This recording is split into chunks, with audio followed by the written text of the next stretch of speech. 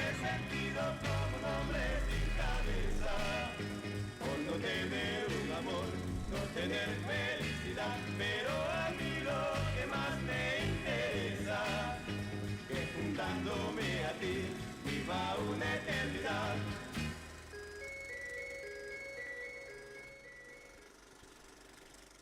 De la tierra somos sirvientes, y al sol resplandeciente honraremos siempre. Reciclo, reuso, digo presente, y con emprendedores al frente, grandes ideas surgen, si no mienten. Su lema altilocuente, para cuidar el ambiente, un cliente sonriente. ¿Es real el cambio climático, sí o no? Sí, lo es. ¿Lo es? Lo es. Es que hay de lo que dice Trump, que hay de toda la desinformación. Información que puedes ver de NASA, información que puedes ver de diferentes institutos. Ya ni siquiera hablan de cambio climático, no, sino que hablan de crisis climática. Crisis climática. Crisis climática, porque ya estamos en un punto que no hay retorno y donde debemos trabajar y hacer acción ya. ¿Esa es la discusión de 2021 o es discusión que ya lleva unos años? Lleva bastante tiempo, pero ahorita es algo que es acción ahorita o nos quedamos sin siguientes generaciones. Ok. Ahora, vamos a retroceder un poco. Cuéntanos sobre ti. ¿Cuándo y por qué surgió en ti la fascinación por el medio ambiente, por el cuidado ambiental? Porque una cosa es decir, una cosa es argumentar, el proponer quizás o hablar simplemente de cambio climático, de hacer mejor las cosas. Otra cosa es actuarla. Otra cosa es poner en práctica, el liderar esto de aquí. Y eso marca la diferencia, porque muchas personas podrán hablar de cambio climático, de algunas sugerencias, pero a las personas que verdaderamente prestarán atención es a personas como tú, que representan eso de ahí. Bueno, por una parte tengo a mi padre que siempre ha tenido una conciencia ambiental marcada desde pequeño él. Y por otra parte tengo a mi madre que es docente desde que tengo uso de razón. Desde ella muy joven, ella empezó a ser educadora. Entonces tengo esta parte de educación y esta parte ambiental que me han ayudado hasta el día de hoy. Y cómo pasé del tener una conciencia o simplemente escuchar noticias a la acción. Bueno, empecé a ver que la carrera tenía más ruido, o sea, que ya empezaba a haber más gente que la empezaba a implementar. Así que dije, bueno, ¿por qué no? Esto es una carrera nueva acá en Ecuador, ya tiene algunos años en otros lados, y la verdad es que sabía muy poco, muy poco. Yo en el colegio fui especialización informática, o sea, manejaba Excel, manejaba programas informáticos, pero no manejaba química, no manejaba matemáticas, pero que no física. daban las clases de química En mi especialización no. Tú estuviste en una época que había especialización. En el colegio, sí, Ajá. claro. Sí. Pero creo que ahora está cambiando, ¿no? Me parece que incluso se aumentaron las especializaciones. Bueno, continúa. Sí, bueno, fui informática aplicado a gestión empresarial, así se llamaba la especialización del colegio. Y bueno, pues no vi nada de lo que te dije, fue netamente administrativo lo que veía. Y ya me llegó este choque en el cual en la universidad tuve que ver química desde cero. Y bastante química, pues no, vi química orgánica, inorgánica, química ambiental, instrumental, química ambiental. ¿Y te gustó o no microbiología. la química?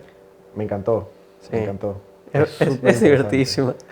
Me parece que algunos que nos estén viendo pueden decir que estamos locos o algo así, pero realmente es divertida la química. A mí particularmente me gusta la nomenclatura porque me gustan las palabras. Y las palabras en química, las combinaciones son Sí. tan rica en destreza verbal. Pero bueno, ese es mi punto de vista. Dale, continúa. Sí, sí, sí. Química es súper interesante y como tú dices, ¿no? Llega un punto que ya se te hace divertido. De ahí tienes, para mí una materia que me cambió me abrió el tercer ojo. Fue un antes y después de ver esta materia, fue ecología. Ecología. Ecología lo vi a partir de segundo año y bueno, pues en ecología ves la función o el servicio ecosistémico de cada cosa en el mundo. Entonces, antes de eso yo no entendía por qué alguien podía hacer una huelga por un árbol, por qué abrazar un árbol, por qué quedarse encadenado, Ya. por qué salir a hablar a Salvemos las Tortugas. Me parecía... O sea, tú entraste a estudiar ingeniería ambiental sin tener idea de por qué hacían eso. Sí, sí, Ok. sí. Tenía esta idea de, ok, hay que hacer algo por el planeta y todo, pero nunca había visto ecología en mi vida. Y cuando vi ecología, me cambió todo, porque ahí vi la razón de ser de todo. Entonces, ¿por qué salvamos tortugas? Ya, por poner un ejemplo, pues no, se te va lo romántico y entra la parte de, ok, esta tortuga cumple esta función, vamos a ver de que regula la población de este tipo de, por ejemplo, cierto vegetal marino. O cierto plancton. Entonces la tortuga regula esta población de acá y si la tortuga se extingue, vamos a tener problemas con la población que consume la tortuga una vez que ya está muerta y así con todas las especies. Claro. Y así con todo. Pero las especies se extinguen a cada rato y más o menos el ecosistema logra continuar. Bueno, hay veces que sí se vuelve un ecosistema mucho más desértico, pero generalmente continúan las cosas, o estoy equivocado. La evolución es constante. Ok. Cada segundo que pasa está ocurriendo evolución. Entonces, efectivamente, pues no vamos a perder especies que ya no están aptas para el mundo ahorita. Tenemos especies nuevas que aparecerán y que descubrimos hace poco en Galápagos. Galápagos. En Galápagos, en una zona específica de Galápagos, descubrieron 30 especies nuevas. ¡Wow! Sí, exacto. Y esto fue con nuestro equipo de trabajo en el Parque Nacional Galápagos, o sea, nuestro equipo hablando del país, pues, ¿no? Okay. Y eso te queda ¿Especies como que de qué? diversas especies marinas. Okay. Diversas especies marinas que bueno, pues llegaron con un nuevo equipo, un submarino que tiene más iluminación, que pudieron instalar unas cámaras trampa en arrecifes de coral, un programa mucho más sofisticado en cuanto a tecnología y lograron descubrir estas especies. Claro, bueno, a medida que es más profundo el mar, las aguas, es más difícil explorar. Exacto. Entonces ahí hay mucha vida que todavía no se conoce, ¿no? Hartísimo, hartísimo. Cuéntame un poco más sobre la conciencia mental de tu padre, porque me llama la atención, porque recién, más estos últimos años, hemos estado hablando del calentamiento global, de cómo frenar el cambio climático, pero tu padre es años atrás. ¿Por qué él se interesó tanto? Bueno, mi padre viene de una familia que tenía una casa de campo y mi abuelo, él trabajaba en el agro. Trabajaba tierras, trabajó con banano, con cacao. Y él por esa parte de ahí comenzó a conocer el agro como tal. Y conociendo el agro es que fue aprendiendo temas ambientales inconscientemente. Cosas que él realmente no sabe que las aprendió o las aprendió a su modo y no sabe la teoría atrás. Oh, sí. Puedo conectar eso ahí. Y empezar a conectar lo que esta sabiduría o esta experiencia de mi padre y diversas cosas de la vida, comenzar a conectarlas con la teoría fue algo bastante divertido. porque ya comencé a ver, ok, esto pasa por esto. En el caso de mi padre, por ejemplo, íbamos a la playa de pequeños y bueno, pues pasábamos por la playa, encontrábamos conchas y me decía, mira, las conchitas, tal cosa, esto de aquí, en algún momento fueron alguna especie, lo de aquí. Me contaba historias que a la larga, no sé si habrán sido inventadas, algunas otras no, pero esas cosas se te van quedando, pues, ¿no? Y esas cosas son las que ya luego las comienzas a inconscientemente sacar como, manifestar como acciones. Entonces esa conciencia salió por ahí. Para tu padre, ¿cómo fue el que tú decidas estudiar esto de aquí y que comprendas la teoría? ¿Fue algo que algo en lo que él encontró cierto regocijo, disfrute o quizás tuvo algo de resistencia por ir a lo académico y no comprender en una forma más en contacto con la naturaleza, con el ambiente, una forma más empírica? Para él, el hecho de que estudie era suficiente, era suficiente orgullo. Entonces, sí, o sea, le gustó bastante. Aparte, ya somos dos en mi familia. De 4 hermanos, somos 2 que estudiamos ingeniería ambiental. Oh. Entonces, sí, claro. Pues hasta el día de hoy hay cosas que él me pregunta a mí sobre cosas que él sabía. Ya. Y vamos aprendiendo juntos. Oh, vaya. Me contabas que tu carrera está más en boga en estos últimos tiempos. ¿Cómo ves el tema laboral? No todavía en tu caso, ya lo vamos a tratar más a profundidad a medida que avanzamos, pero para las personas en general, ¿crees que es una buena recomendación estudiar ingeniería ambiental en este momento? Sí, sí, sí. Primero porque es una carrera bien dinámica.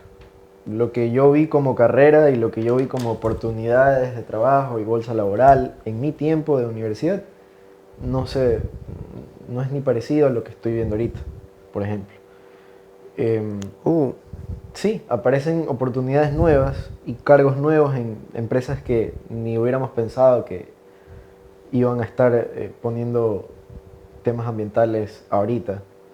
Entonces, hasta lo que veo yo ahorita es que está creciendo y está aumentando plazas de trabajo, está aumentando la necesidad de tener profesionales y gente con conocimiento del tema. Pero ¿será también que estas empresas que están dando más oportunidades ambientales también lo hacen por una cuestión de marketing para ellos, para verse como somos los buenos, somos los que estamos de moda, este es lo New Age o algo así? ¿Crees que hay algo de eso? Total, total. Hay todo un movimiento y hay todo, ya se definió como un concepto, que es el greenwashing. Este greenwashing es todo este marketing que hablamos de, que mi producto usa 80% plástico reciclado y el resto es donado, qué sé yo, pues no, o sea, temas de marketing que, como tú lo has dicho, o sea, son cosas que tú los ves y yo creo que poco a poco la gente va a ir filtrando ese. Claro, yo tengo un caso más vinculado a mi familia en cuanto a eso, que sí hubo un reenfoque de, vaya, estamos haciendo algo con material reciclado, porque uno puede pensar, chuta, este material es de mala calidad o algo así, o por qué no utilizamos algo más caro. Claro. Pero el enfoque, eso fue, en primera instancia comenzamos con este material que era más sencillo, pero ¿por qué no uno más caro? Eso no lo teníamos en cuenta en un principio desde un punto de vista ambiental, sino simplemente por eficiencia. Ok. Por eficiencia económica. ¿Y que estaban produciendo algún Estaban produciendo tanques o sea, con tanques que normalmente son para guardar aceite, aceite para carro, me parece que es, Ya. de la empresa de mi padre, que es PDVSA. O sea, no es el dueño de eso, es solo gerente. Ok. Pero consiguió un préstamo para utilizar algunos de estos tanques y venderlos de diferente manera. Crean parrillas con mi hermano, o sea, lo digo, no me incluyo ahí porque realmente no trabajo con ellos. Pero ellos crean parrillas, crean ahumadores y juegos de mesa también, todo Con este plástico. con tanques, Ah, con los barriles. Ok. Entonces, eso era simplemente porque era eficiente en un principio, pero ahora se lo puede promover como un material reciclado. Sí. Sí, hay un tema ahí. Hay un tema que me hace ruido full. Ujú. Que se aprende en la carrera que tienes 3 etapas, ¿no? Del material. 3 etapas de una nueva vida. Está el rechazar, las 3 Rs, la verdad que siempre se hablan. Que Ok. es el rechazar, reusar y reciclar. Ujú. Y obviamente el rechazar es decir no a un material, no compro esta botella porque es de plástico, compro la de vidrio. Ahí está hecha la primera etapa. La segunda etapa es reusar, donde entra lo tuyo, que Ujú. por ejemplo, ok, este tanque va a tener una nueva vida siendo el mismo tanque, simplemente se lo va a pintar, Ujú. se le pone un par de elementos más, pero sigue siendo la estructura del tanque. Claro. Eso es reusar. Y de ahí reciclar es cuando coges la materia prima casi que, en este caso, poniendo el ejemplo del tanque, lo fundimos ¿Ya? y dejamos ese plástico fundido para hacer otra cosa de plástico, un estuche de celular, una pluma, lo que sea. Entonces, ese es el reciclado, ya cuando coges la materia prima y conviertes otro material. Ok, interesante. Sí, sí, sí. Cuéntame sobre tu experiencia académica. Bueno, empiezo un poco con la historia de cómo empecé a estudiar la carrera, em, que fue para el 2011. 2011 se escuchaba muy poco temas de carreras de ingeniería ambiental y en Guayaquil teníamos 3 universidades que lo tenían, que era la UES, la estatal y la agraria, la Universidad Agraria del Ecuador. La UES fue mi primera opción, fui a la UES, pero carísima la carrera y me hubiera tocado ver una materia, 2 materias por semestre y me hubiera Infinito. demorado demasiado. De ahí fui a la estatal y bueno, pues la universidad estatal se veía, obviamente es gratis, estaba mucho más acomodado a lo mío y lo que sí me dio ruido es el tema de que había mucho papeleo por hacer y en este caso yo estaba empezando tarde. Me hubiera tocado repetir un semestre enterito, todas las materias y hubiera sido un relajo. Mm. Así que dije, ok, vamos a dejar esa opción ahí, en stand-by. Me fui a la Universidad Agraria, que para todo esto era la segunda, tercera vez que iba al sur en mi vida. Ya. Nunca había ido al sur.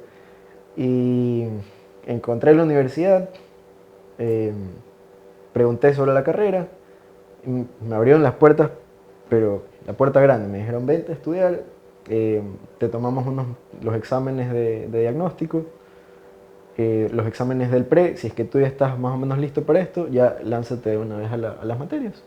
Y eso hice. Me lancé directo a las materias. Obviamente el primer semestre fue medio complicado porque estaba ya empezado, pues, ¿no? Y entonces sí me tocó repetir una que otra materia del primer semestre, pero luego ya le cogí el ritmo y me fui. De ahí, bueno, pues la carrera, ves harta física, harta química, harta biología, como la parte base, ¿no? De ahí empiezas a ver una materia que se llama ecología, que es como la que estábamos hablando, ¿no? Que me cambió todo. Claro. Y bueno, pues ahí empiezas a ver algo mucho más específico entre cada una. Por ejemplo, ya la química se convierte en contaminación de aguas, contaminación de suelo, hidrocarburos. Entonces ya comienzas contaminación de aire, por ejemplo. ¿Con qué clase de contaminación tú tienes más experiencia? O sea, ¿en qué campo de contaminación sabes más? Para último año de universidad empecé a trabajar en tratamiento de aguas ¿Ya? y yo creería que contaminación de agua es un fuerte, es algo que manejo bastante. Okay. Es algo que manejo bastante. Y bueno, pues aprende bastante en el tema de contaminación de aguas. Por ejemplo, con el olor es un indicador de qué contaminante tienes en el agua. ¿Ya? Por ejemplo, me tocaba ir pues, ¿no? a plantas de tratamiento de agua, que son las plantas donde entra el agua sucia de X proceso y te toca clarificarla. Okay. Entonces, te pongo el ejemplo de una empresa que es una cadena de comida rápida. Me tocaba ir a la planta de ellos y la planta apestaba a grasa, porque yo ya conocía el olor a grasa, pues ya, ok, ahorita estamos con problema de grasa, ya sabía, ¿Tú tienes un buen olfato? Sí, me tocó Qué desarrollar. suerte, yo no puedo oler nada. A Nada. pesar de que me enseñen, igual no me serviría de nada, no alcanzo a Chuta. oler nada. Pero sí puedes distinguir bien con eso ahí. Sí, obvio. Okay. Me ayudó bastante eso. Como te digo, el olfato fue un indicador de que, ok, ya sabes que hay grasa o sabes que hay, por ejemplo, cuando el estero comienza a oler, Ujú. ese olor es azufre. Ya. Ese olor de huevo podrido es azufre. Entonces, claro, hay contaminantes que ya los conoces por su olor. Pero eso es contaminante el estero cuando comienza a oler. Sí, es mucha materia orgánica en descomposición que está consumiendo oxígeno, en el Oh. caso del estero. Pero materia orgánica, esto es, o sea, vida. ¿Qué se está? Materia orgánica pudo haber sido vida, quizás ya sea ahorita materia inerte, ¿Ya? que bueno, pues va a ser vida si lo mezclamos en este caso con algún recurso, con agua, con suelo, pero esa materia en el agua o en un cuerpo de agua, mejor dicho, en un estuario, que es el estero salado, ¿Ya? se consume el oxígeno, ¿Y esto por qué es negativo? porque el agua, un indicador de calidad de agua principal es el oxígeno. Si no tenemos oxígeno, el agua comienza a ponerse negra o se pudre, como le decimos. Pero esto pasa naturalmente en el estero. Sí, sí, Qué porque extraño. O sea, qué extraño que suceda contaminación natural. O sea, no hay una intervención humana que cause bueno, sí tenemos este intervención daño. humana, pues, Okay. ¿no? O sea, tenemos descargas de agua alrededor de algunos brazos del estero y descargas de todo tipo, o sea, procesos industriales como descargas de aguas residuales domésticas, que son las que salen de la casa. Entonces tienes toda la isla Trinitaria, Kennedy, Urdesa, incluso cierta parte de Vía La Costa, por Puerto Azul, por ejemplo, que todavía conecta con el estero, hay descargas de materia orgánica. Entonces, esa parte ya no es natural. Eso ya no es algo que el estero genera por sí solo. ¿Y tú crees que hay algo que hacer en el estero? O sea, algo que se pueda mejorar. Definitivamente, en el 2001, me parece, vinieron un italiano y otro europeo. La verdad es que no me acuerdo la nacionalidad. Okay. Pero estos dos vinieron en el 2001 y publicaron un estudio de cómo recuperar el estero en 20 años. Entonces, hoy estamos en 2021. Hoy podríamos haber recuperado el estero siguiendo los... O sea, tú dices el estero está podrido, está Sí, muerto. sí. Cada vez estamos muertos. Wow. Cada vez tenemos menos vida en el estero. En Yo ciertas partes. pensaba que ese olor era ya, es simplemente el proceso normal, lo que sea, pero dices que está realmente afectado. Claro, no. O sea, nosotros ya nacimos con este estero podrido. Nosotros como generación ya nacimos con este estero con agua sucia en la que ni siquiera se nos ocurre bañarnos. Pero hay generaciones anteriores que se bañaban en el estero, era como una playa, era un balneario para ellos. Y eso es algo que ya nosotros como generación siguiente no lo vimos. Entonces te pone a pensar, pues no, esta carrera al final del día es eso, dejar a la siguiente generación algo que que tú tenías como privilegio o como contexto en tu entorno y dejárselo a las siguientes. Claro, y a nivel global, ¿crees que esto es usual o crees que hay algo particular acá en Guayaquil? O sea, esta ¿En la destrucción del contaminación? estero, ¿crees que es algo que se está dando a nivel global, que es bastante normal o no? Lamentablemente es bastante normal. Mm, Es bastante normal porque el humano aún no encuentra esta armonía con el ambiente, con su entorno. Te pongo el ejemplo hay un río en India, que no me acuerdo el nombre, pero botan a los muertos al estero, bueno, un río. Entonces este río ya tiene una problemática ambiental grave y es que hay mucha materia orgánica, mucha materia en descomposición, que son estos cuerpos que están ahí. Eh, uh, entonces esto es algo mundial, por ponerte este ejemplo peculiar, pero de ahí claro. tenemos muchísimos casos de ríos, de bosques, la Amazonía que ahorita está año a año con incendios y con deforestación. A ver, entonces en la India ponen a sus muertos, a los humanos. Sí, no sé si investigación nos ayuda con... Claro, Luis, puedes precisar ese Sí, dato. no sé cómo se llama, pero es un río donde botan todos los muertos. El Ganges. Ok. Pero, ¿y dónde deberíamos dejar a nuestros muertos que sea amigable con el medio ambiente? Esa es una buena pregunta. Hay algunas ideas bien locas porque las religiones y culturas no lo permiten verlo como algo normal, Ya. pero, pero lo más natural sería regresar al suelo. Ese sería el ciclo de la vida. Ujú. Que nosotros como materia orgánica, nuestro cuerpo está lleno de carbono, hidrógeno, oxígeno y nitrógeno. Eso es materia orgánica. Ya. Nosotros volver a ser parte del suelo y listo. Crecerán materia vegetal, esos vegetales son consumidos por animales y bueno, pues ahí siguió todo el ciclo. Y estas ideas locas que te hablaba, hay por ejemplo un proyecto que se llama Horus Final Travel. Estoy dando publicidad. Pero en todo caso, este proyecto es un bosque como cementerio, como alternativa a un cementerio. Entonces ellos te hacen un proceso de cremación donde la ceniza queda como un compuesto dispuesto para absorberse en el suelo como nutriente. Y, y listo, ya eres abono. ¿Y qué hay de las tribus, las personas que em, no están acopladas a la urbanización?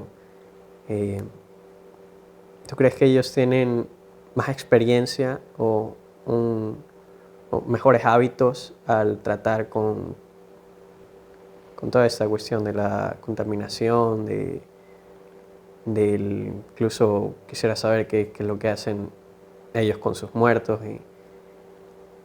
¿Tienes conocimiento al respecto? ¿Qué hacen con los muertos? No, pero definitivamente tienen mayor conocimiento, mucho más profundo y mayor conexión con su entorno. Y esa conexión es lo que los hace manejar sus recursos de manera...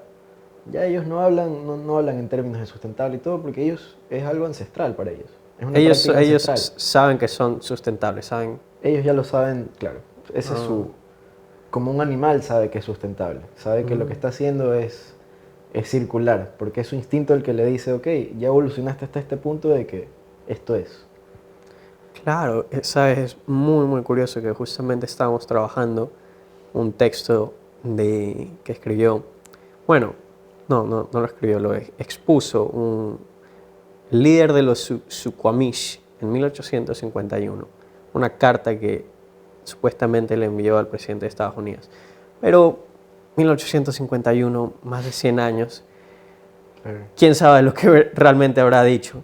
¿Y en qué idioma está? Estaba en idioma Lushootset. Sí, ¿quién diablos entiende eso ahí? Claro, claro. Pero Es curioso de todas maneras el tono que llevaba, y era un tono de unidad con el medio ambiente. Okay. Esa era la comprensión, y sí, que era un ciclo. ¿Por qué será que tienen este apego tan claro, tan consciente con el medio ambiente?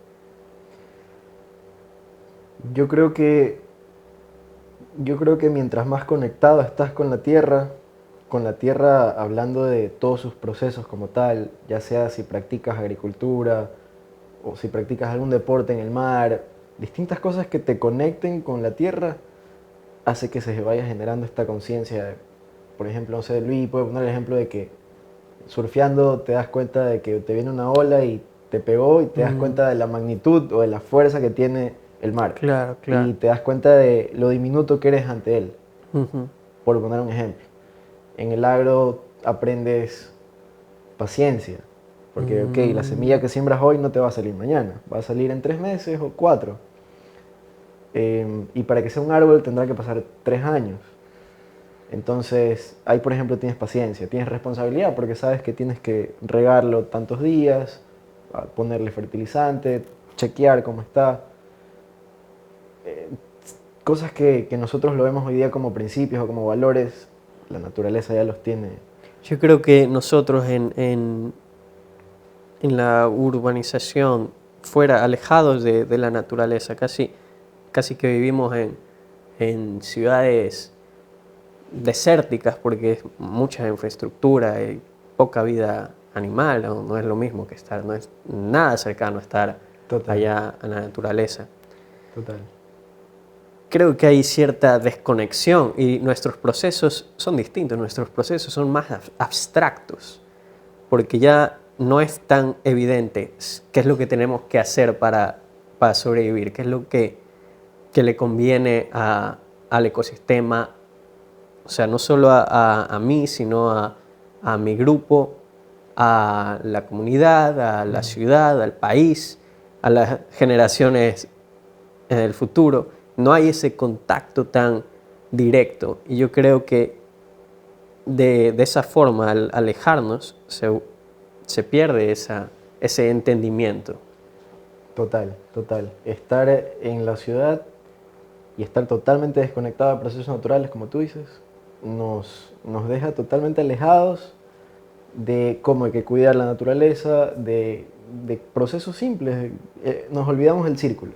¿Sabes? Yo creo que tiene que ver incluso con cuestiones más elementales, tiene que ver también con sentido de la felicidad, del estar completos. De pertenencia. No, pero, bueno, sí, también pertenencia, pero hablo de la felicidad. Por ejemplo, cuando uno está en la naturaleza, se siente vivo, se siente que está presente, que no tiene que andarse cuestionando qué es lo que tiene que hacer en el futuro, o las dudas existenciales que tiene en el momento. Es algo que te sostiene, te conecta. ¿Tienes algún comentario sobre eso? Me parece que definitivamente el que está en la ciudad debe empezar a conocer más su entorno natural, porque hay guayaquileños que piensan que Guayaquil es una ciudad de calor, ¿Ya? cuando en realidad es un bosque seco, tropical, ¿Ya? que a cierta altura hasta te mueres de frío por el viento que hay. Porque tenemos... Sí, porque debimos haber sido un bosque en un momento. ¿Ya? Teníamos manglares que nos permitían cortar mareas, tenemos árboles de ceibos, de mangos, tenemos guayacanes, acacias, árboles grandes. Y eso no lo vemos en nuestras calles. Vemos parques, vemos áreas verdes. ¿Y por qué no sería caluroso si fuera así? Sería caluroso. ¿Ya? Sería caluroso porque es un bosque tropical. Claro. Pero no habría el calor tan concentrado como lo hay un momento que te pares en el centro al mediodía. Ese calor que te ahogas. Exacto. Ese calor no debería existir. Debería haber calor con viento. Pero no sentimos eso. ¿Pero que por la cobertura de los árboles? ¿O? Por la cantidad de concreto que tenemos, que lo único que hace es romper cualquier flujo de viento, y obviamente porque no hay cobertura vegetal.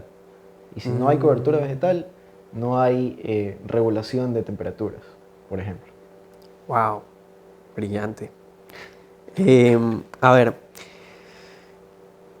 quiero retroceder un poco a hablar sobre lo que experimentaste en las universidades. ¿Tú crees que aprendiste todo lo que debías aprender? Es decir, que el pensum, no hablo tanto de tu desempeño, sino el pensum contenía lo que debías aprender. Yo creo que yo creo que ya estando 5 años de experiencia ya afuera de la universidad, donde uno también nunca quiere parar de aprender, Yeah. te vas dando cuenta de ciertas cosas que faltan, ¿no? O sea, hay cosas incompletas que te dieron en la carrera. Pero siento que en general sí tuve un esqueleto bastante, una columna vertebral bastante sólida. ¿Qué crees que faltó? Yo creo que falta algo tan simple y tan complejo como gobernanza ambiental. Nunca vi gobernanza ambiental en la universidad. Y al final del día, si no hay política pública para implementar algo, la gente no lo sigue. ¿Puedes explicar un poco más, desglosar eso de gobernanza? Ok. Bueno, tenemos la parte de legislación, ¿no? ¿Verdad? Que eso sí se estudió, donde ves el contexto legal actual y un poco histórico, cómo empieza en el país, cómo empieza en el mundo, etc. Pero gobernanza ambiental es donde ya coges la data que tienes, poniendo el ejemplo de la ley de plásticos de un solo uso que ocurrió en el 2019.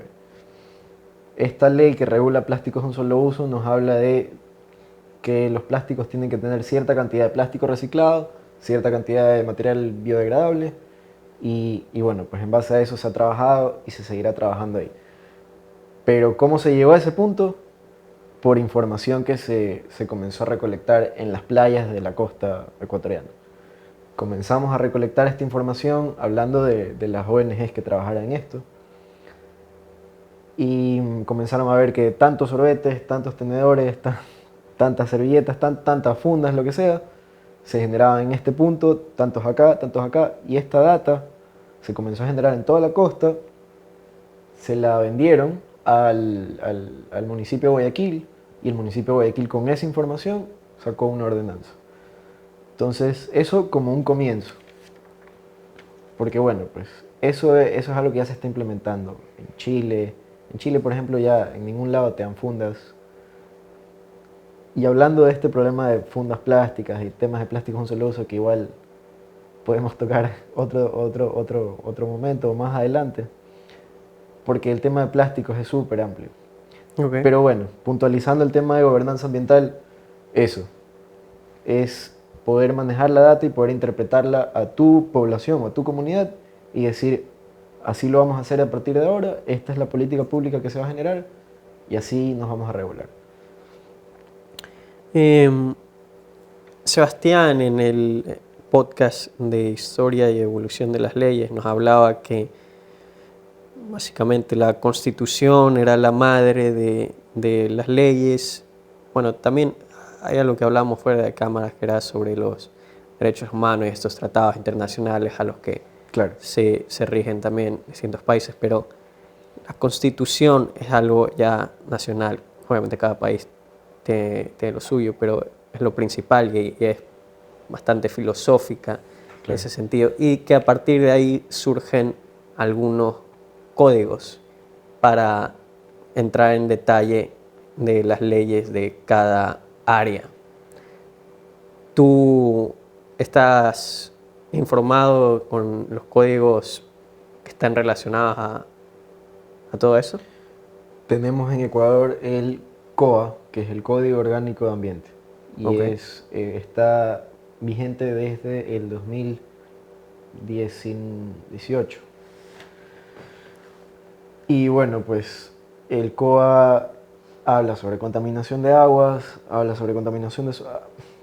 toca varios puntos y bueno, lo más concreto que hemos podido trabajar como país. Ok. Y nos basamos en parámetros de otros países. Porque eso es algo que, por ejemplo, nos falta aquí en Ecuador. Nos falta investigación ambiental. No tenemos nuestro propio inventario de biodiversidad, algo que es tan elemental que otros países vienen a Acá en investigarlo. Ecuador, en un país tan rico en biodiversidad, Exacto, no tenemos. Lo que nosotros sabemos de megadiverso y todo lo sabemos por otros países que han venido a investigar. Wow. Es chistoso que ahorita me estoy leyendo un libro sobre la historia de Humboldt, la travesía que hizo en Latinoamérica. Y me puse a pensar, la teoría de la evolución de Darwin y la teoría de la conectividad de Humboldt ocurrieron en Ecuador. Fueron inspiradas en Ecuador. Una fue en Galápagos y la otra fue en la cima del Chimborazo. Y estos dos grandes del momento, en ese momento, lograron hacerlo acá. ¿Qué nos falta a nosotros para, en nuestra tierra, poder lograr teorías tan grandes como las que ellos lograron? A ver, pero ingeniería ambiental, puntualízamelo de nuevo si es que ya lo dijiste, quizás no logré captar eso ahí, pero esta carrera no existía antes, o sea, es nueva o sí existía pero simplemente no era muy cursada. ¿En el mundo o Acá a en nivel Ecuador. nacional? No existía hasta, me parece que fue 2008, por ahí, 2007, que recién la implementaron acá. Ok. Y ya ahorita ni hablar, pues, ¿no? Ahorita tenemos licenciatura en recursos naturales, biología marina, con gestión ambiental, en varias universidades. Entonces, ya no es solamente la carrera de ingeniería ambiental, sino que podrías especificarte. Claro. ¿Y en el otras. mundo cómo fue? ¿El mundo? En el mundo. En el general, mundo, sí. bueno, Europa siempre está adelantado de todo, la carrera ya existe hace algunas décadas. Ya. Y bueno, Sudamérica quedándose atrás recién para... Bueno, para ¿tú crees los que 2000. quizás por esto de aquí, por este retraso, es que no se han hecho las suficientes investigaciones acá en Ecuador? O sea, propias de nosotros. Sí, total, porque no tenemos profesionales, no tenemos la madurez que debería tener la carrera, porque es nueva, y que debería existir más profesionales en el ámbito ya investigativo, porque bueno, pues uno se enfoca a veces en la parte comercial, donde la parte que te va a dar de subsistir, pero la parte investigativa y académica a veces la dejamos un poco atrás, y eso yo creo que se gana con madurez del área de estudio. Creería yo que eso se logra así, y es algo que, por ejemplo, acá nos falta. Acá ¿Qué países o países, que es uno en particular, hispanohablantes, están más avanzados con todo este tema ambiental que Ecuador? Colombia está bastante avanzado. ¿Ya? Colombia ha invertido bastante en tecnología y por tener tecnología han podido medir muchísimas cosas, medir el impacto de muchas cosas. Y ya con eso han empezado a tener su propia información, su propia data, en donde ellos ya manejan sus propias decisiones en políticas públicas y todo este ciclo que te digo, ¿no? Como que ir consiguiendo esta información para poder tomar estas decisiones. ¿Qué dato te ha parecido el más interesante de todas estas investigaciones? ¿Específicamente Colombia o...? Más en general, alguno que te haya impactado. Bueno, hay uno que leí el año pasado sobre Guayaquil, que para el 2050 Guayaquil es una de las ciudades más propensas en el mundo, tercera o cuarta ciudad más propensa en el mundo a inundarse. Wow. A quedarse inundada. Lo cual tiene sentido porque somos una ciudad que estamos al mar, A nivel del mar. al Sí. nivel del mar. Y tiene sentido, pero nos asusta. ¿Sabes? Nos asusta. Holanda es un país debajo del mar. Claro. Sé que está debajo del nivel del mar, pero fue creado de una manera en que no se iba a inundar, porque la estructura que crearon absorbe bastante bien. Ujú. Y las inundaciones están previstas porque fue creado con la expectativa de manejar la peor inundación posible en unos 10.000 años. Ok. Acá en Guayaquil, ¿qué fue? ¿Solo algo silvestre? ¿No se planeó nada? ¿O cómo hacía? Acá en Guayaquil no existió nunca un ordenamiento territorial. Eso lo puedes ver y evidenciar si te pasas por la perimetral y ves la densidad poblacional que tiene un sector como la entrada de la 8, la avenida Casuarina o el Fortín. Vive una cantidad de gente aglomerada y metida en bloques de concreto chiquitos, 3, 4 familias en una casa pequeñita. Mientras te vas a Isla Mocolí, donde tienes 20 personas en una cancha de fútbol. Entonces, el ordenamiento territorial fue algo clave para que Guayaquil se siga desordenando. Sí, desordenado. No tener ordenamiento territorial nos Pero, hizo... a ver, ¿este ordenamiento territorial es una responsabilidad municipal? ¿Es del gobierno nacional o de quiénes? Municipal. Municipal. Cada municipio tiene su... ¿Y por qué crees que no ha sido efectivo municipio de acá? Porque nunca hubo una planificación al respecto. Entonces, poniéndote el ejemplo de la densidad poblacional, ¿no? Que hay mucha gente que tiene tierras que ni siquiera son legales y están viviendo ahí. Un ejemplo. De ahí otro ejemplo de ordenamiento territorial puede ser Vía La Costa. Vía La Costa, un amigo hizo su tesis que nosotros molestábamos. ¿Qué fue primero, el huevo o la gallina? En el caso de Vía La Costa, ¿qué fue primero, la cantera o la ciudadela? ¿Ya? Y no sé si te has preguntado eso alguna vez, ¿qué fue primero? ¿Qué se implementó primero? Si unas canteras estuvieron primero, las ciudadelas. Y bueno, pues en esta tesis él empezó a investigar. Efectivamente, las canteras llegaron primero, que de hecho Guayaquil es uno de los proveedores de piedra caliza más grandes de Sudamérica, gracias a la cantera que tenemos en Vía La Costa. Lo cual significa que es necesario para la ciudad tener esta operación o este sector industrial. Está bien, explotemos minerales porque tenemos de sobra, hagámoslo. Habrá que regularlo para que sea de una manera sustentable, pero hagámoslo. El problema fue que ya existía todo este terreno libre y la ciudad se comenzó a expandir para allá y bueno, pues pasó de que comenzaron a dar permisos que no debieron haber dado a ciudadelas. Y ahí entró el problema que hay ahorita de que, bueno, pues hay gente viviendo con una calidad de aire no apta, tienes todos los días material particulado que estás respirando, que los hijos respiran, tienen un gasoducto, entonces que en cualquier momento puede explotar. Oh. Sí. Entonces, claro, tienen condiciones de vida que no debían pasar si es que se planificaba. ¿Conoces de alguna ciudad en el mundo que sea un ejemplo muy bueno en ordenamiento territorial?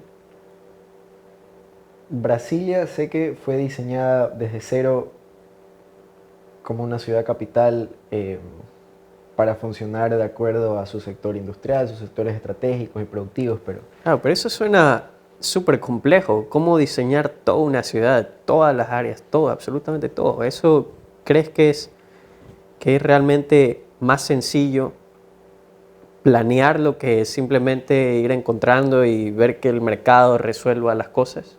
Definitivamente, me imagino que a estas alturas ya Brasilia habrá encontrado cosas que no lo planificaron, pero de una u otra forma siempre esa planificación va a ayudar a evitar cosas. Entonces, va a pasar que con toda planificación encuentres algún error en el futuro, pero tiene que haber de ley algo que nos diga, este va a ser el orden al que vamos a seguir, hasta que encontremos algo que no nos... Ahora hay un tema Ay. económico en este ordenamiento territorial, porque muchas personas pobres simplemente quieren vivir en algún lado y van y se asientan donde puedan. Un tema económico, pero también una cuestión demográfica. O sea, el no tener ningún control sobre la reproducción, no planear en lo absoluto eso ahí. ¿Tú crees que hay un argumento a favor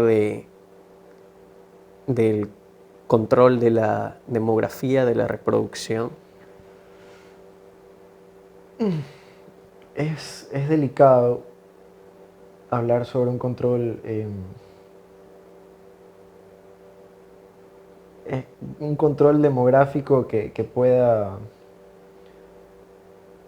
que de una manera no perversa nos mantenga en una población estable.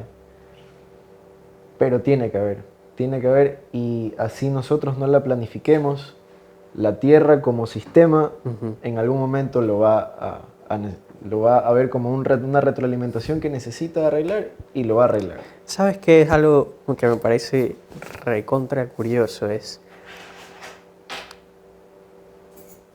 generalmente en la naturaleza la evolución favorece al tamaño, favorece al que es más grande y logra dominar el nicho.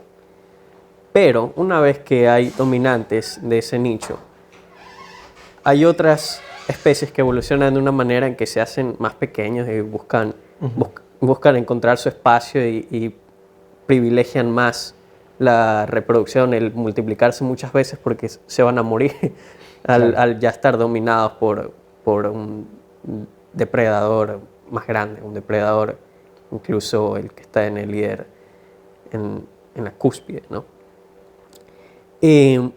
Ahora, con los humanos también han habido casos en la historia de la evolución. Han habido casos, creo que se llamaban Homo florensis, algo así. Homo florensis. Homo florensis, sí, una especie de homínidos, o sea, no Homo sapiens, pero es de nuestra familia, de nuestro linaje evolutivo. Ok. Que son humanos que vivían en una isla.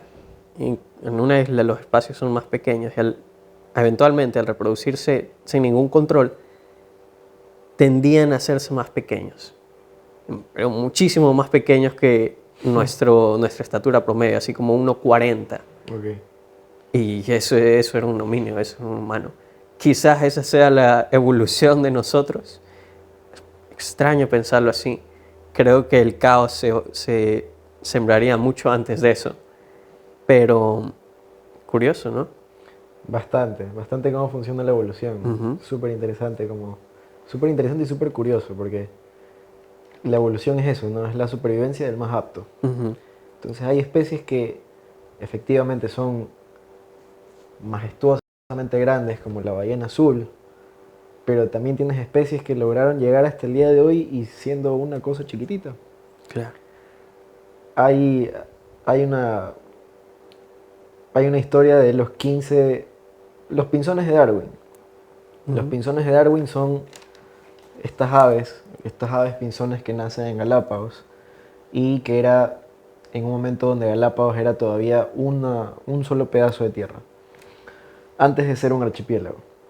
Estas aves vivían en completa paz en este pedazo de territorio, hasta que ya pasó el archipiélago, y no sé si ubicas, hay dos islas que son volcanes extintos en Galápagos, que es la isla Wolf y la isla Darwin. ¿Ya? Son volcanes extintos, no hay mayor vegetación. ¿Qué es un volcán extinto?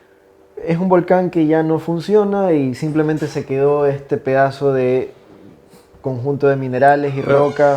Funcionamiento de un volcán es simplemente erupcionar, nada más. Exacto. Pero eso es destrucción de vida. Más o menos. Y en este caso... Mejor que esté extinto. Depende, porque tiene su función dentro del sistema de la Tierra. O sea, tiene su función. Bien. La historia de los pinzones de Darwin es que una vez que ya se separaron las islas, quedaron estos dos volcanes acá, como que son también consideradas islas, y este pinzón se quedó atrapado ahí. El pinzón no vuela mucha extensión, el pinzón se queda, porque tiene alas pequeñas, lo que hace es que salta. Salta mucho y vuela, pero muy poco. Entonces no es que iba a volar de una isla a otra cruzándose todo el mar, todo el océano. Entonces tenía que evolucionar o morir. ¿Ya? Eso era lo que tenía que pasar. Entonces, en específico, los que se quedaron en la isla Wolf y Darwin no tenían mayor vegetación, no tenían insectos o gusanos o animales más pequeños de los cuales ellos podían alimentarse. No tenían agua dulce, porque estaba en un pedazo de roca, minerales y el resto era agua salada. Así que ellos desarrollaron un sistema digestivo en el cual pueden tomar sangre como agua, como para hidratarse. Entonces, su sistema digestivo es como una planta de tratamiento de agua. O sea, ellos separan la grasa, clarifica y saca el agua que puede sacar de la sangre y eso se hidrata. Pero toma sangre. Pero saca el agua de la sangre. Sí, consigue aprovechar toda la sangre, consigue alimentarse de la grasa, así como nosotros nos alimentamos de chancho o de cualquier cosa que tenga grasa, pues, ¿no? Igualito, y el pinzón es una cosa de este porte, o sea, no es más de 8 centímetros, una cosa así chiquitita, un pico agudo que siempre tiene gotas de sangre. ¿Y cómo funciona esto de la sangre? Porque ¿de quién se alimenta? ¿Quién va? Está esta ave migratoria que es el patas azules, el piquero patas azules. El piquero llega a la isla y ellos llegaron a un acuerdo en la ecología se llama mutualismo ecológico. Mutualismo es donde tú y yo nos beneficiamos de algún proceso o de alguna actividad. Llegaron a este acuerdo ecológico donde el pinzón lo desparasita al piquero por medio de las picadas que le hacen, las alas, y en ese momento es que va sacando la sangre. Entonces eso es un mutualismo. Uno se desparasita y el otro se hidrata. Claro. Luis, estábamos hablando hace un rato sobre que han habido homínidos en la historia de la evolución que por vivir en islas, en un espacio pequeño, una isla, y al no tener ningún control poblacional, porque obviamente eran ancestrales, ni siquiera había civilización avanzada, suponemos. Con el paso de las generaciones tendieron a volverse mucho más pequeños, muchísimo más pequeños. Puedes investigarlos, creo que se llaman Homo florensis, pero no estoy seguro. Ajá. O puedes buscar homínidos de islas, algo así. Y mientras tanto, podemos continuar. Ok. Hay muchísimo por desglosar aquí. ¿Por dónde me voy ahora? Aquí está.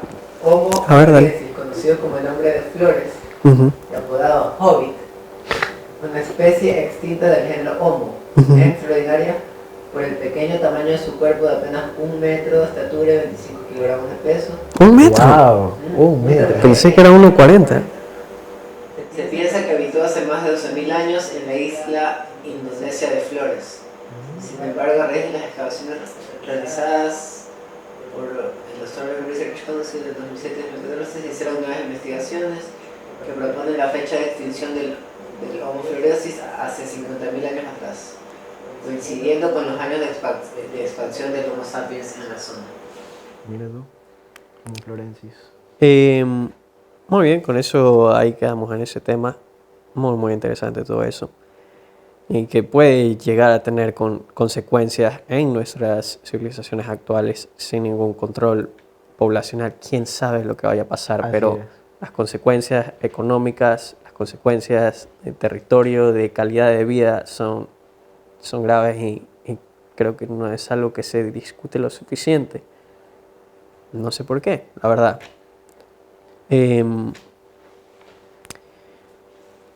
¿Tú tienes alguna opinión sobre eso, Luis? Me interesaría saber sobre el control de la demografía, porque acá hablábamos que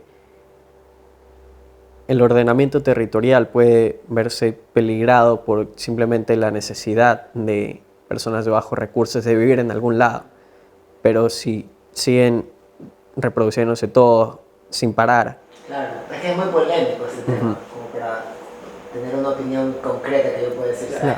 Claro. ¿Pero por qué crees que es polémico? Porque es control poblacional, o sea, estamos hablando de la vida de personas que ya sabemos que son, o sea, como consecuencia van a pasar. O sea, esas personas existen y van a seguir existiendo, entonces, ¿cómo lo regulas de una forma humana? Sin decir... Sí, o sea, yo creo que Claro. deberíamos decir, muéstrame las condiciones que tienes para poder sostener, darle una buena calidad de vida a tu hijo. O si no, tienes que... morir. No, ¿cómo morir? Morir, te mato, así, si no tienes una condición de vida... No puedes reproducirte. Digo. Ah, ya. Claro. Igual, Claro. porque es como que reproducirse igual es un derecho natural. Es algo parte de... Si naciste, te puedes reproducir. Por ley natural. Ley biológica. Ley biológica. Nacer, crecer, Entonces, reproducirse y yo morir. entiendo el punto de vista de que, bueno, si tomamos conciencia, nos conviene que cierta parte de la población no se reproduzca, pero ya en el punto de vista más mayor del tema de la naturaleza es como que a quién le vas a dar la responsabilidad para que decida quién se reproduce y quién no. Me parece que los humanos todavía no tenemos... Al menos no en esta cultura. No en esta cultura. Ujú. Total. Eso es un mecanismo que fácilmente va a ser aprovechado para beneficiar a unos y complicar a otros. Ya tenemos el COVID para controlar. Sí. Sí, que es raro, porque algunas personas dicen como que el COVID es la Tierra regulándose a sí misma. Ujú. Justamente solo afecta a la población mayor y más vulnerable. Y también tienes la gente que dice que fue hecho a propósito para regularnos. O sea, Sí, ¿quién sabe? hay un tema ahí, bajo la ciencia, ¿no? Y fuera de toda teoría conspirativa, lo que se sabe bajo ciertos estudios es que es una enfermedad zoonótica, o sea, que viene de animales. Y hace poco leía sobre el IPBES, un instituto que hace estudios de ciencias ambientales, y hablaban de, por aquí tengo el número, enfermedades que vienen de origen de mamíferos y de aves, 827.000 virus zoonóticos, 827.000 virus que aún no descubrimos los humanos, Ujú. que los animales, específicamente dos familias, mamíferos y aves, poseen y que pueden mutar Cualquier rato nos cae. a los humanos, así como la gripe aviar, así como el COVID hasta cierto punto, así como la gripe porcina. Exacto. Entonces, ahí es donde entra la parte de la teoría de la Tierra regulándose a sí misma. Ok, esta población no está cumpliendo su ciclo. Claro, pero está ese- rompiendo la... Desbalance. El asunto de que la Tierra se regule a sí mismos es que nosotros sufrimos por eso, porque no logramos tomar la conciencia adecuada para nosotros regularnos y nosotros decidir nuestro futuro. Tenemos que sufrir las consecuencias de que la Tierra nos remate. Naturalmente Yo creo que esa es súper cruel también. uno de los principios de la ecología es que la naturaleza es más sabia. Que todo lo que ocurra bajo proceso natural son años de experimentos. O sea, es la Tierra haciendo testeos. Claro, sí. Esta especie sirvió 100 años, ya luego no sirvió, vamos con esto, 1000 años, ok. Es la Tierra un sistema solito, un sistema donde tienes la entrada, proceso, salida, retroalimentación. Y está todo ocurriendo. Interesante, igual los humanos, sobre el tiempo que la Tierra tiene existiendo, los humanos somos un ratito nomás, o sea, Claro. somos un experimento recontra nuevo y vamos a ver hasta cuándo duramos. ajá. Y nosotros mismos estamos tomando conciencia de que no estamos haciendo lo correcto si es que queremos durar más. Claro, pero sabes, hay un tema que me asusta, una teoría que me asusta, que es sobre un bucle negativo de liberación de metano. Esto lo escuché de Brett Weinstein, un biólogo. Él habla, bueno, él también ha aprendido de otras fuentes, investigó de otros lados, pero de que hay una posibilidad de que al metano causar el calentamiento suficiente puede abrir espacios que están, me parece que es bajo hielo, es metano bajo hielo que se puede liberar hacia el ambiente simplemente por el calentamiento en primera instancia por los gases invernaderos se puede liberar más. Y ahí en esa instancia sería un bucle negativo, algo que se va expandiendo y expandiendo a una velocidad que se vuelve incontrolable y ya no tendríamos... Claro, si llegamos a un punto de un bucle negativo, ya, por lo menos para especie humana sería el fin, porque sería algo muy rápido, muy repentino como para que evolucionemos y nos adaptemos. No sé si lo que te refieres es el permafrost. Puede ser, ¿puedes investigarlo ahí? El permafrost, sí, mejor si lo investigamos, porque claro, no, es una capa de hielo que es un océano hecho hielo, me parece, y que como al ser un océano es un sumidero de carbono, si llega a derretirse eso, ahí estamos absolutamente fregados. El permafrost es la capa de suelo permanentemente congelado, pero no permanentemente cubierto de hielo o nieve de las regiones muy frías o periglaciares como la tundra. Puede encontrarse en áreas circumpolares de Canadá, Alaska, Siberia, Tibet, Noruega y en varias islas del Océano Atlántico Sur como las islas Georgia del Sur y las islas Sandwich del Sur. Durante cientos de miles de años el permafrost del Ártico ha acumulado grandes reservas de carbono orgánico. Se estima que de 1,4 a 1,85 billones de toneladas métricas. Los pronósticos predicen una disminución en las áreas de permafrost debido al aumento del calentamiento global.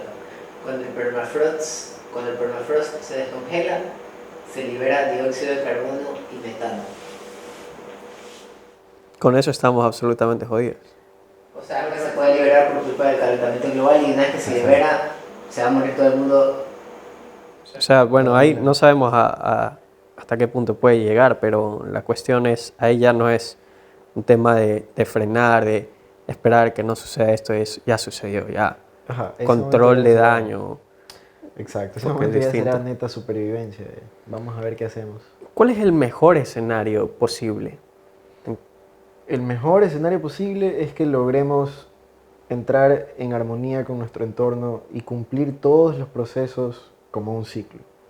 Todos los procesos. Para mí eso es lo que define si algo es natural o no es natural.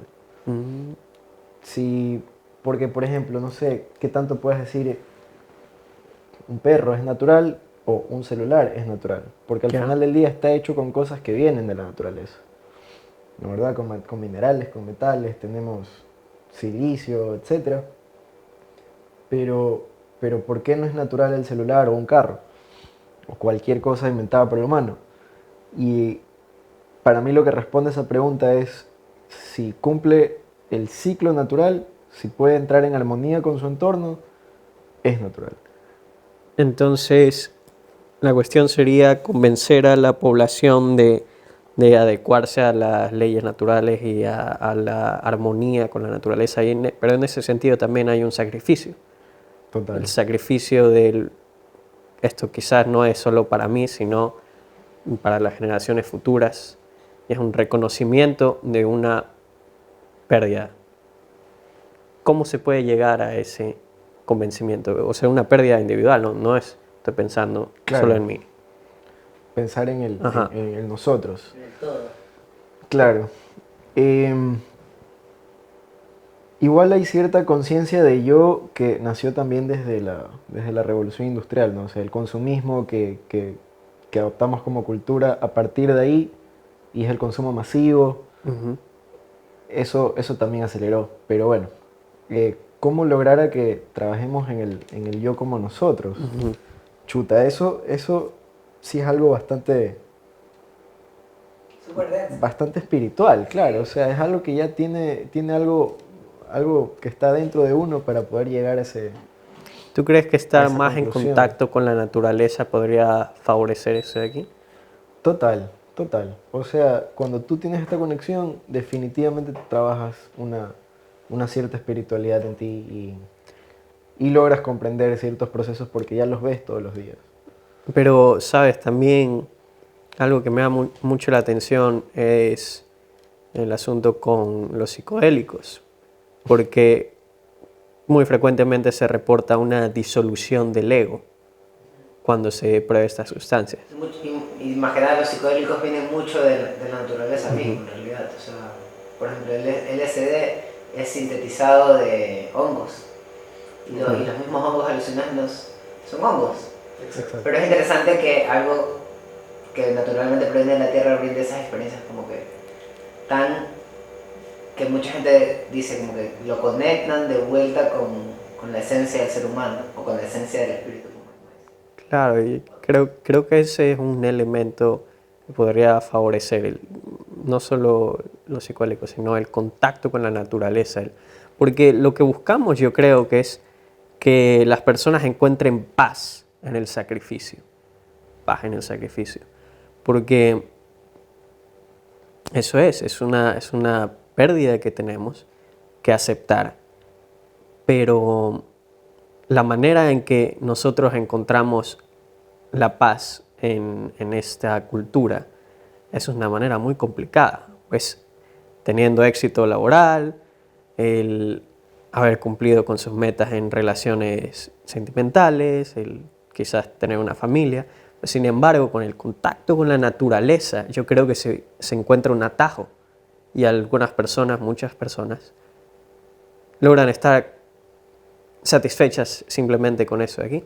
Sí, más que nada el enfoque de la plata, o sea, como que en nuestra cultura ahorita el éxito se mide mucho en la plata, en el trabajo, en los bienes materiales, y no se dan cuenta, tal vez la pandemia como que también de cierta manera ha ayudado un poco a esta forma de pensar que se pueda interiorizar más, que las cosas importantes en la vida son más, es tener buena compañía, cuidar de lo tuyo, cuidar a tus familiares, tener buena comida. ¿Qué más quiere uno? O sea, tener tu propia granja. Tener tu propia granja, o sea, imagínate, tienes tu propia granja en la cual te alimentas, tienes agua, toda tu familia y amigos viven ahí. Y Listo. Sí, eso. Sigue viviendo. O sea. Estoy esperando tu ensayo, ¿eh? Tienes un ensayo buenísimo que te mandé las correcciones y todavía no lo terminas. Por favor. Pero es muy, muy bueno todo eso que apuntas, porque yo lo que siento y por qué me parece adecuado para el ensayista es que tú lo escribiste desde lo que sentías, desde tu experiencia, no necesariamente desde un cálculo ultracientífico. Y quizás eso es aún mejor, porque es algo que ya lo vives como cierto. Entonces me parece muy curioso eso ahí, pero no has concluido. Sabes, también justamente sobre los escritos quería hablarte. Leí tu entrevista en El Universo. En realidad no la leí porque era tan mal redactada y tan feo. Tan feo el formato, con tanta publicidad metida, enlaces ahí en la mitad de la página. Es algo detestable, francamente. Por suerte en El Ensayista no hacemos así. Tenemos bastante limpia la página. Pero, o sea, lo puse en un lector de texto en línea. Entonces, solo lo escuché con esta voz. Y también leí tu texto sobre el Black Friday. Ese sí me pareció muy bueno. Gracias. Me pareció incluso mejor redactado que el del periodista del Universo. ¿En serio? Gracias. Sí. Porque yo en redacción, en cambio, no me defiendo mucho, pero... A mí, o sea, realmente estaba bastante bueno. Creo que solo un par de apuntes podría hacer. Quizás hacía falta alguna comita más porque una oración estaba súper extensa. El intro también podía ser un poco más ágil, pero en general está bastante bueno, escueta, al grano, con datos. Gracias. Ahí tengo un par de que te los enviaré entonces. Dale, yo con gusto, sí, vacancísimo, ese es el tipo de material que buscamos. Me parece. ¿Puedes explicarnos de una vez sobre tu ensayo, tu escrito sobre el Black Friday? Bueno, quería enfocar un poco el tema de la conciencia hacia el consumidor responsable, que es algo que ahorita se habla bastante. El consumo responsable, la producción responsable, que de hecho es un objetivo de desarrollo sostenible de la ONU ahorita. Así que, nada, también estaba buscando escribir un poco más. Y tenía cierta data sobre el Black Friday y aparte que mucho más este año, no sé por qué, estuve mucho más pendiente de promociones en las calles, a pesar de que seguíamos en pandemia y seguimos. Había mucha publicidad en las calles sobre el tema y en internet ni hablar. Entonces decidí entrevistar a gente que trabaja en el departamento de operaciones de DHL, que es un servicio de mensajería internacional, para que me den un poco de data sobre cómo se ha reducido o cómo se ha aumentado los envíos y la mensajería a nivel mundial. Y bueno, ellos me hablaban de eso, de que efectivamente bajó la cantidad de carros particulares, pero subió el delivery. Entonces había más motos, habían más furgonetas, había más carros. Y lo que sí la gente de la compañía me explicaba es que ellos trabajan en logística todos los días, por ende, algo que tú haces con tu carro, que vamos a ver a mi pelada, vamos a la tienda y nos vamos a la casa. Pudiste haberlo hecho mucho más eficiente si primero ibas a la tienda, tu pelada a la casa, no sé, un ejemplo. Entonces ellos trabajan en eso, en la eficiencia de su logística. Entonces que el punto A, acá, y gastaron menos combustible, emitieron menos emisiones de CO2 a la atmósfera y listo. Entonces, por esa parte fue un poco mejor el tema de que si habían menos carros... Entonces, el tema con el Black Friday es que, o sea, tu enfoque crítico era por el tránsito vehicular que se genera. Por el transporte, exacto. Ajá. Eso causa, o sea, afecta al calentamiento global. Afecta porque el principal emisor de gases de efecto invernadero al ambiente es el transporte, es el sector del transporte. El transporte. Entonces, hay que trabajar en eso. Hay que carros eléctricos, un combustible que no emita tanto. ¿Sí ves los videos de Gordito? Por supuesto, buenísimo. Sí, un carro eléctrico. Y sí, o sea, hay que trabajar en eso y eso fue el enfoque que quise darle, que nosotros cuando pedimos algo en Amazon hay todo esto atrás, toda esta logística atrás para que nos llegue un celular nuevo. Entonces, pensar un poco en eso, pensar un poco los pedidos a último minuto. Eso también me enfoqué, el Amazon Prime, por ejemplo, que es el servicio que tú pagas un poquito más y te llega al día siguiente un producto. Ese servicio es el más contaminante de todos, porque es menos eficiente. Si tú pides un celular que te llegue al día siguiente, mueven cielo y tierra para que te llegue. Entonces hay menos eficiencia de que, ok, si naturalmente este producto iba a pasar a esta ciudad porque igual iba a llegar acá a este distribuidor en 3 días y tú solamente lo recogías ahí y listo. Ahora no, de esta ciudad hasta acá, vamos, 2 aviones, un puerto, 3 carros, así.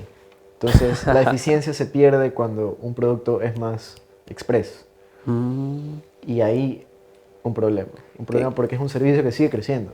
La gente sigue comprando más, activando estas membresías de servicio express y eso daña la eficiencia. Y si daña la eficiencia de la logística, emitimos más gases, contaminamos más, etc. Qué extraño que es, o sea, no, todo lo que tú apuntas es muy evidente. A mí lo que me parece extraño es el enriquecimiento personal, porque muchos lo asocian con el mérito, pero este es un servicio ultra contaminante que realmente degrada el medio ambiente y nos perjudica más a la larga. Total. Otro ejemplo de que el mérito no está perfectamente expuesto con el enriquecimiento personal, también lo describí en un artículo sobre el boxeo, porque en el boxeo más se privilegia el invicto el, el show, el espectáculo, porque el invicto vende. Claro. Entonces hay un demérito ahí. Hay cuestiones que realmente hay que replantearse y verlas con mayor suspicacia en este ámbito. No decir que, porque esta persona tiene plata, es exitosa, tiene mayor mérito y se le debe reconocer mayor virtud. Total. No, estoy bien aquí. En la época de la Revolución Industrial, un medidor de progreso era la cantidad de desechos que tenías. Ya. Por ejemplo, si tú tenías tantas toneladas de desecho como industria de cerveza, estabas bien, como que estás produciendo bastante, por eso estás desechando más, te está yendo bien. Eso era un indicador de progreso. ¿Y ahora? ¿Ahora qué? Ahora no es, o sea, mientras más basura botas, está siendo más contaminante, está siendo menos eficiente. Quizás todavía tenemos esa cultura arraigada de que mientras más masivos seamos, más estamos progresando como industria. Pero ese indicador como tal, o muchos indicadores, mientras más concreto tenías porque eras más grande como industria, que eso ya no es un indicador de progreso. Estás Claro, más solo. bien retrasando procesos naturales, Claro. estás contaminando. No es un indicador. Sí, hay que replantearse no solo a nivel personal, sino a nivel colectivo, nacional, internacional, cuáles son los Totalmente. verdaderos medidores de progreso, porque no es simplemente ¿cuál es la traducción de Gross Domestic Product? Producto Interno Bruto. Exacto. Eso. Sí, total. A ver,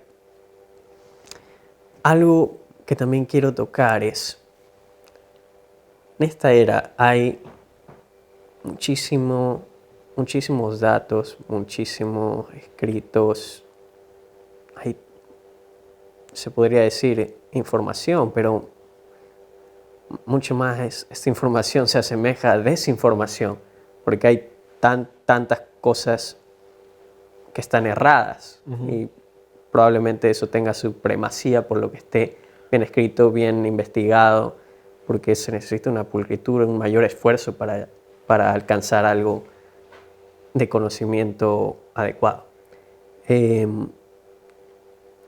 eso más o menos es la labor del periodista ahora, no es tanto proveer información, sino Filtrar.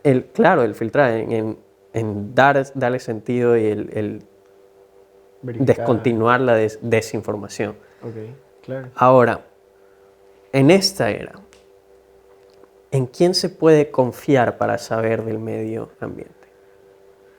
Tenemos instituciones como NASA, que es una de las principales fuentes de información para temas de calentamiento global. De hecho, NASA fue de los primeros que encontró la relación directa entre cantidad de carros, por ejemplo, o cantidad de carros fluyendo en el mundo en momentos simultáneos, con aumento de temperaturas. Entonces, por ejemplo, ahí encontramos una data interesante y en lo personal, y no solo en lo personal, en la universidad lo usé bastantísimo y lo sigo usando hasta el día de hoy. NASA es una fuente bastante confiable. Tenemos National Geographic, Conservación Internacional, que es otra organización. Me iría por la EPA también, incluso, un poco polémico, pero la EPA es la Agencia de Protección Ambiental. de los Estados Unidos. Ok, ¿por qué es polémico? Polémico porque casi se cierra por Trump, porque Trump no creía en muchas cosas. No quería Pero creer. No quería creer. No quiere creer. No quería creer. Pero la EPA ha puesto indicios o ha puesto parámetros y criterios bajo la cual Sudamérica se basa. Por ejemplo, nosotros tenemos criterios que la EPA impuso en su país en su momento. Por ejemplo, las aguas, la calidad de aguas. Nosotros nos basamos en parámetros de la Agencia de Estados Unidos. Es bastante buena. ¿Cuál era la otra? ¿Era conservación de qué? Conservación internacional. Conservación internacional, así. CI. Oh, ok. Ese es el nombre. O IC en inglés. Eh, IPCC, que es de cambio climático. ok. ¿Sí? Entonces, PSC. No, IPCC. Instituto. IPCC. Algo más sobre. Claro, yo ya pensaba, Partido Social Cristiano. PSC. ¿Qué pasa? Una fuente confiable es PSC. IP. CC. Me parece que es así, no sé si. Instituto de Investigación del Cambio Climático.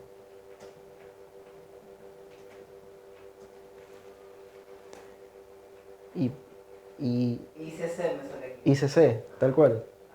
Ok. Instituto Privado de Investigación sobre Cambio Climático. Ok. Bien. Entonces tenemos la EPA, la ICC, el Conservación Internacional, National Geographic y NASA. Esas son Sí, las principales. Sí, sí, una de las primarias. Y- Porque ahora tenemos bastantes organizaciones no gubernamentales que manejan data interesante justamente porque gobiernos no quieren Claro. dañarse su imagen. Ujú. Entonces, siempre obviamente tienes que irte del lado de encontrar medios confiables que estén Claro. basándose en estos institutos y organizaciones no gubernamentales como para decir, ok, está verificado de alguna manera y podemos creerlo. ¿Y tú crees que la NASA se ha visto restringida o no ha podido perseguir todos los datos que quería por alguna imposición gubernamental o algo así? Bueno, el solo hecho de que Estados Unidos no formaba parte del Acuerdo de París Sí. es bastante retraso para que Estados Unidos no haya trabajado en investigación suficiente sobre la cantidad de emisiones que ellos hacen, que ellos generan. Conocemos información amplia, pero quizás no es lo más concreto con lo que podríamos trabajar ahorita. Y es algo que recién se va a poner a trabajar y bueno, pues, esperemos por ahí. ¿Y cuál se ha mantenido más actualizada de todas estas entonces?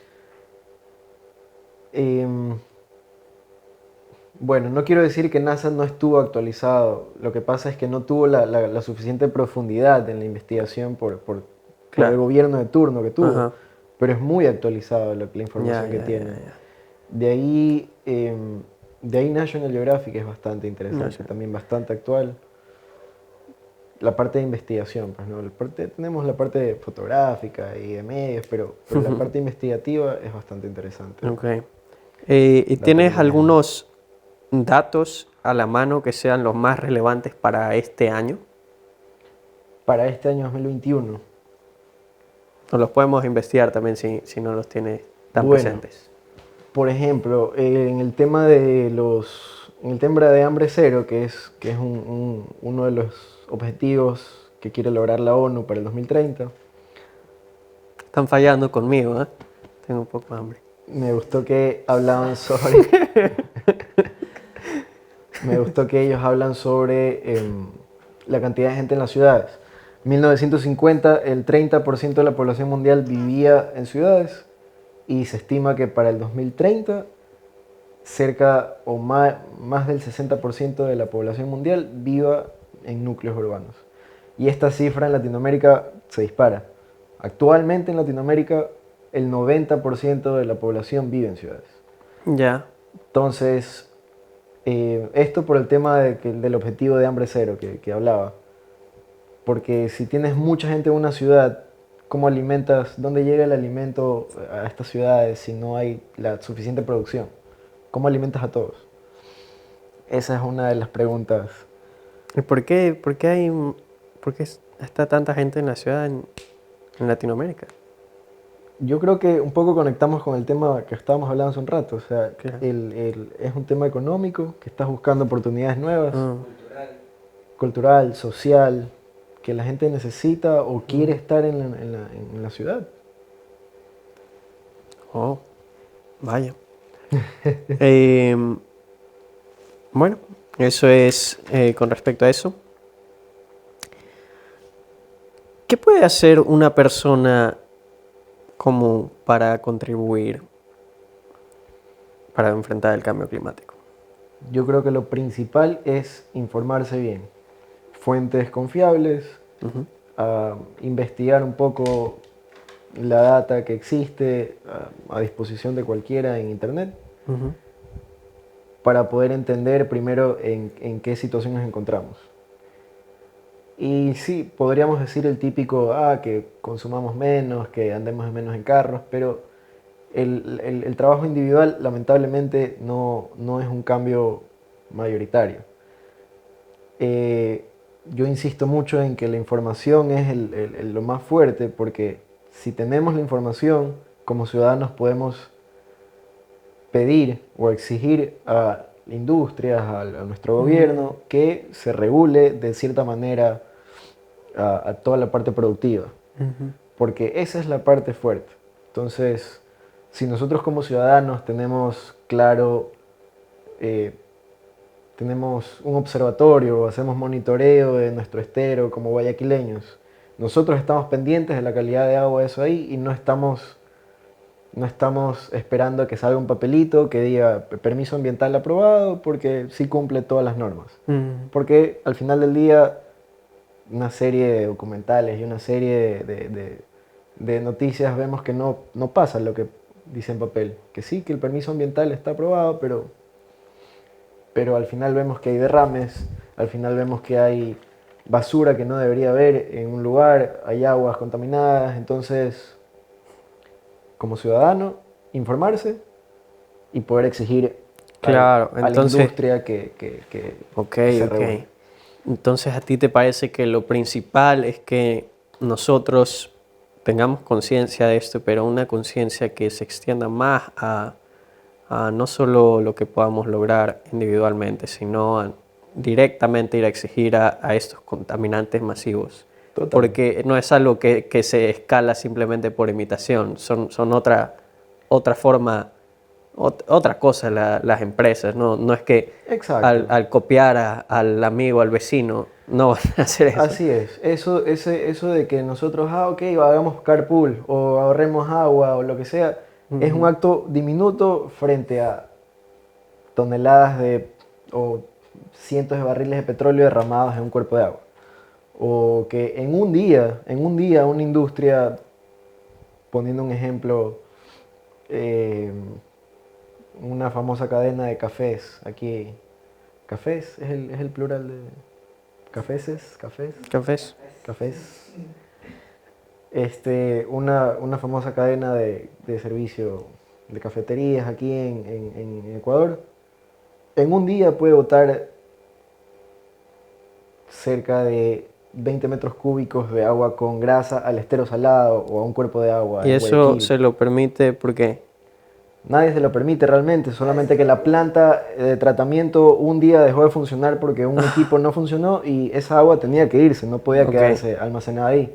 Entonces ese día se fue esa agua. O una camaronera un día no le funciona una bomba que hacía cierto proceso en la planta y tenemos Durán ahí, tenemos el Babahoyo, el río Guayas.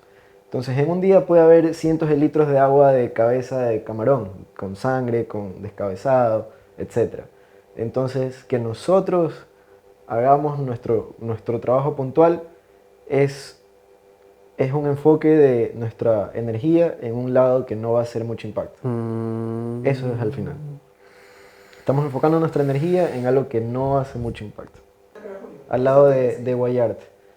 Y bueno, pues yo trabajaba ahí, me tocaba ir a ver la planta Y pasaba esto de que era un problema habitual, así como que, ok, hoy día se te dañó la compu o la cámara, se dañó una bomba, entonces ya, esa agua se tiene que ir porque no se puede quedar ahí adentro. Y claro, como ingeniero ambiental te quedas como, chuta, ese es el estero donde estoy botando Qué bestia. agua con grasa y con café y con todo esto. ¿Tú Y crees que esto ha sido ya reportado lo suficiente al municipio, al gobierno? ¿Quién se encarga de esto de aquí? no, es información que nunca llega, Wow, nunca llega ni a la autoridad y mucho menos al público. wow. No, es información que, sí, es algo que pasa todos los días, todos los días. Tenemos la primicia. Mañana cerrado. Mañana sí, demandado por Siran Coffee. Nos vamos a la guerra, no importa si ya tenemos a Torres de nuestro bando, Ya está. ya tenemos abogados. ¿Qué pasa? Y eso por ponerte el ejemplo de una industria que está en este caso frente a un cuerpo de agua delicado como el estero, pero de nuevo con el ejemplo de Camaroneras. Camaroneras tienes por toda la ribera del río Babahoyo en Durán. Todo, toditas. Y te puedo, no puedo nombrarte cientos de camaroneras, pero son hartísimas. Wow. Y eso ocurre a diario. Y más allá tienes la isla Santay, por ejemplo. La isla Santay es considerada un humedal Ramsar, que es de alta conservación. Y le llega agua contaminada. Entonces, eso es para mí lo puntual, donde el ciudadano tiene que enfocarse. Ok, esto pasó hoy. Vamos todos a hablar con el ente regulador, con la autoridad, para que se recupere o se regenere esto de aquí. Y nosotros como ciudadanos vamos a estar chequeando. Ahorita la calidad de agua es esta. Vamos a ver en 30 días que dicen que van a solucionar, vamos a ver qué calidad de agua es. Y a esa sería una energía bien enfocada. Nosotros estar de ojo seco. De ojo seco ante la industria. Porque sí, la industria hace lo que le da la gana y con plata funcionan las cosas. Bueno, estoy... ¿Qué hora es? ¿Cuánto? Son las 7 ya. ¿Son las 7? Sí. ¡Wow! Pasa como hora y media, creo ya. Una hora. ¡Caramba! Así Ay, que quería seguir, pero Toque de queda. toque de queda, maldición. siempre habrá más episodios. Sí. Me vas a ser invitado a más episodios. Yo feliz. A ver, cuéntanos lo más rápido que quería ampliar en esto de aquí, pero tu experiencia laboral, tu negocio. Quiero saber eso ahí. Bueno, ahorita estoy trabajando con básicamente fomentar la agricultura urbana. Este proyecto que empezó como un emprendimiento, donde básicamente era vender plantas, semillas, insumos agrícolas, insumos de jardinería. Pero ya ahorita está tornando un giro más global y más grande, más que nada, donde ya lo estoy estructurando como una organización que se llama El Vivero de Iván. Nos pueden seguir en redes. Y eso, pues no, fomentamos agricultura urbana, brindamos educación ambiental a la comunidad y generamos interés en botánica. Entonces no solamente nos centramos en alimentos, cómo producir alimentos, sino en plantas en general, porque al final de todo se puede aprender de las plantas, así sean ornamentales. ¿Y cuál es la forma en que ganas dinero con eso?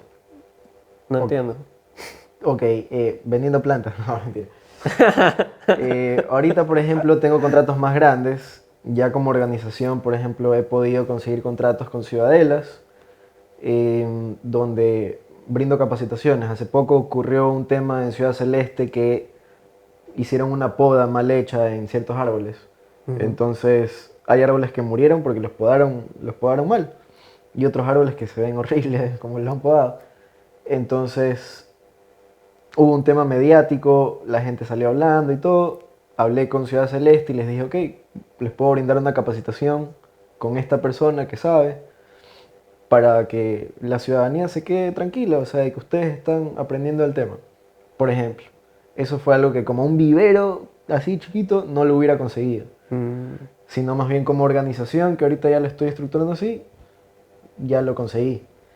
Y el tema es poder conseguir gente que quiera, tanto voluntario como colaboradores ya con paga, gente que tenga la misma visión y que quiera aportar. Ok, entonces, Eso es. ¿qué quisieras, en qué manera quisieras que te contribuyan las personas que ven este podcast? ¿Solo siguiéndote en redes o hay algo más que pueden hacer? Siguiéndome en redes es una, obviamente, compartiendo la información siempre y si es que alguien interesado en involucrarse en el movimiento, que se contacten conmigo o con la página y bueno, pues dependiendo de cada disciplina de la persona, podemos ver en qué se puede trabajar, pues, ¿no? Ya sea producción audiovisual para poder hacer algo de comunicación, o la persona trabaja en algo administrativo y siempre va a haber formas para que la persona se pueda involucrar. Pero si tiene la predisposición de conciencia ambiental como tal, eso es suficiente. Ok, entonces es arroba Vivero de Iván. Vivero de Iván. Arroba Vivero de Iván. La página. En Instagram. ¿La página qué? Ok, pero ¿no había alguna otra página? No, pronto, quizás en un mes más o menos, será viverodeiván.org. Y ya tendré mi propio dominio, ya podré trabajar desde ahí. Excelente. Gracias por todo. Gracias a ti, Cristian. Suprema entrevista, suprema conversación. Se acabó, lastimosamente. Gracias por venir al cuarto episodio de Diálogos Decentes.